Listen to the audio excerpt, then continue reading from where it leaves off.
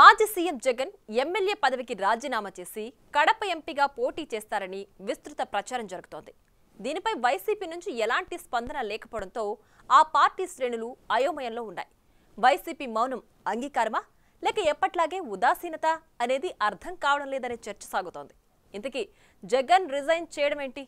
అసలు వార్తలు ఎలా వస్తున్నాయి?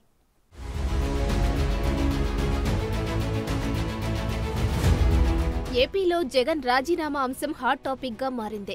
గత ఎన్నికల్లో కేవలం 11 సీట్లకే పరిమితమైన వైసీపీ అధినేత అసెంబ్లీలో ప్రతిపక్ష హోదా కోసం స్పీకర్కు లేఖ రాశారు. ఇప్పుడున్న పరిస్థితులలో తమ పార్టీకి ప్రతిపక్ష హోదా రాదని నిర్ధారించుకున్న తర్వాత ఆయన ఢిల్లీ వేదికగా రాజకీయాలు చేయాలని యోచనలో ఉన్నట్లు వార్తలు గుప్పుమంటున్నాయి. ఈ వార్తలను అటు జగన్ కానీ ఇటు వైసీపీ నేతలు కానీ ఖండించకపోవడం చర్చనీయాంశంగా మారింది.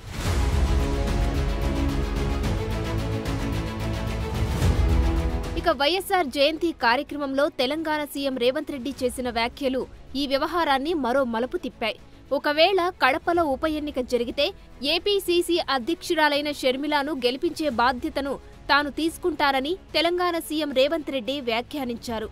నియోజకవర్గంలో ప్రతి ఇంటికి వెళ్లి ఓట్లు అడుగుతానని ఆయన సభలో బహిరంగ ప్రకటన చేశారు. దీంతో ఉప ఎన్నికకు సంబంధించిన వార్తలకు మరింత బలం చేకూరినట్లు అయింది.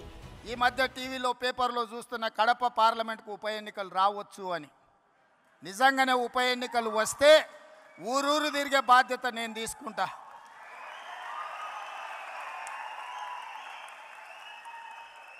కడప పౌరుషాన్ని ఢిల్లీకు చాటే సందర్భం వస్తే కడప జిల్లా వాసుల తరఫున కాంగ్రెస్ పార్టీ జెండా మోయడానికి గల్లీ గల్లీ తిరగడానికి అక్కడి నుంచే ఎక్కడైతే పోగొట్టుకున్నామో అక్కడనే వెతుక్కోమని పెద్దలు ఏదైతే చెప్పినరో, ఏ కడప జిల్లాలో కాంగ్రెస్ పార్టీకి దెబ్బ తగిలిందో అదే కడప జిల్లా నుంచి కాంగ్రెస్ పార్టీ జెండాను ఎగరేసి ఆ గడ్డ మీద నుంచే పోరాటం మొదలు పెడదాం. పోగొట్టుకున్న చోటే వెతకాలనే సామెత ప్రకారం ఏపీ కాంగ్రెస్ పావులు కదుపుతోందని వాదనలు వినిపిస్తున్నాయి. పార్టీ బలోపేతం కోసం ఎలాంటి సాయమైనా చేయడానికి తాము సిద్ధమంటూ TPCC chief CM Revanth Reddy ప్రకటనతో ఒక్కసారిగా వాతావరణం వేడెక్కింది. రాహుల్ గాంధీని ప్రధానిగా చూడాలంటే కాంగ్రెస్ శ్రేణులంతా ఒక్కటై పనిచేయాలంటూ రేవంత్ చేసిన వ్యాఖ్యలు హస్తం నేతలను ఆలోచనలో పడేశాయని రాజకీయ వర్గాలు చెప్పుకుంటున్నాయి. 2029లో ఈ దేశానికి రాహుల్ గాంధీ గారు ప్రధానమంత్రి అవుతారు. ఆంధ్రప్రదేశ్లో కాంగ్రెస్ పార్టీ అధికారంలోకి వస్తుంది. ఇదే వైఎస్ఆర్ చివరి కోరిక. ఈరోజు చాలామంది ఆయన పేరు మీద అన్ని రకాల లబ్ధి పొందినారు.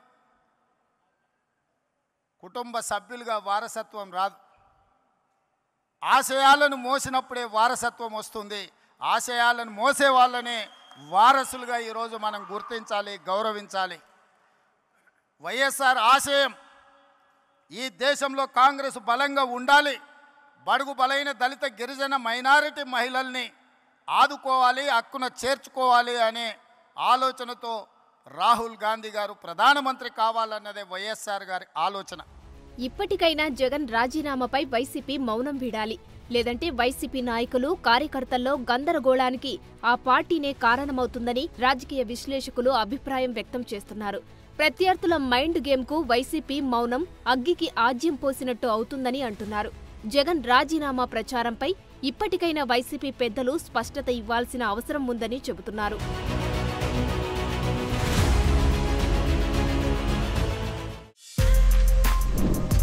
For more videos like this, subscribe Big TV channel.